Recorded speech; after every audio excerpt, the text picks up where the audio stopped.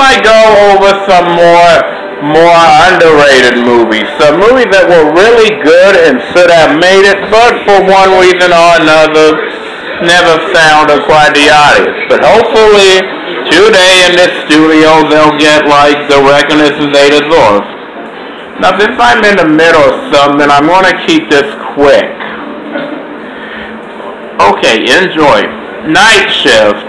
If you ever been in a situation where you were stranded in the middle of downtown after dark, this is a movie for you. It's really funny the adventures one guy has getting stranded downtown with no money and the people he meets. And with great cameos by Catherine O'Hara, Cheech and Chong, and the late John Hord, you really can't help but like it. Rest in peace, John. I definitely recommend this. Doug's fourth movie. I was actually a kid who grew up on the Doug from the Nickelodeon cartoons, but I think this movie managed to really do a fairly decent job of like, well, showing the Doug Funny who still exists.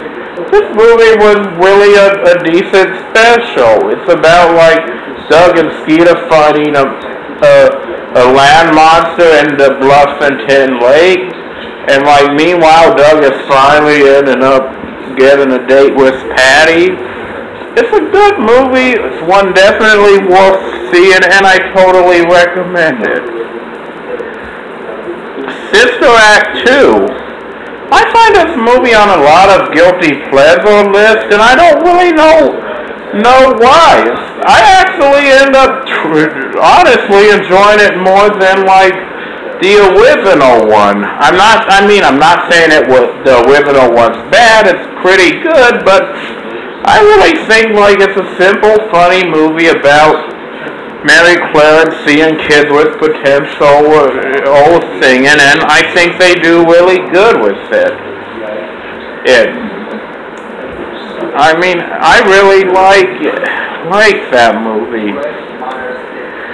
And the newest movie on here, No Escape. This movie was almost what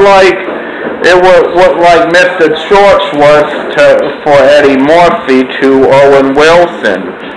And this movie, in other words, Owen really proved that he could act as a drama as a man whose wife and kids get stranded in the Orient during like a Cold War, breaks out and has to escape.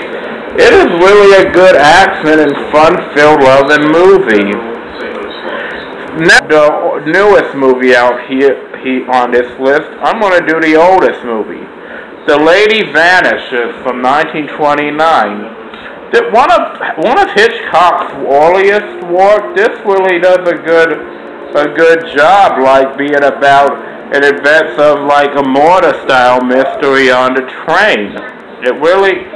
The actors who did it obviously have a lot of good experience, and it really does good.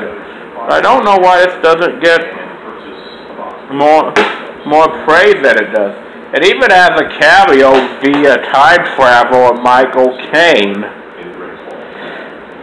At the moment I'm recording this, I found out Martin Landau, who was in Hitchcock's movie North by Northwest, passed away. So let's take a moment to mourn him. Okay, next up we got Infamous. You probably may not have known because of how good Capote was. There was another Truman Capote movie, and well, this one really worked out to the best. It actually does good at provide a background for Truman and Perry Smith's background lives.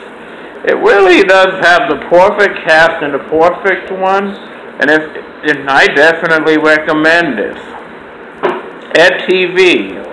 If you want it, many people always say this is a ripoff of like the Truman Show, as you could see in another video. But this is a fine movie on its own, and it's a funny one. It's about what happens when your life we put in a TV show it's done via contest, and it's really funny. With Woody Harrelson, Matthew McConaughey, and Elizabeth Hurley, you can't go wrong. Dutch. This is a really funny movie about what happens where your girlfriend's son is a brat in like another road trip, and well, this is really good. With Ed O'Neill playing the title role, he does an impressive job, and like there's a whole lot of stuff to crack up in here. This may have been the very first movie with Bill Murray I actually saw, and it really paid off. When a man named Jack inherits an elephant, then he has to travel across the road the country to sell it. It's pretty hilarious, heartwarming, and we get a good view of San Diego throughout it. I mean, I totally recommend it.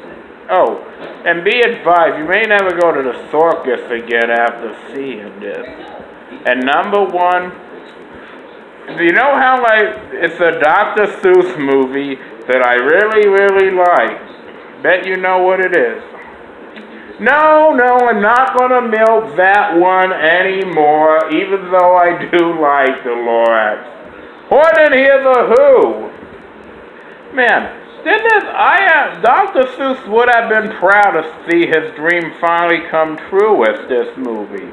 The animation is good and it stays true to the story, and like, it's a good little way to have fun. Might be my favorite animated movie. With a cast like Jim Carrey, Steve Carell, and Carol Burnett, there's really no way you can go wrong. So, thank you guys so much for watching.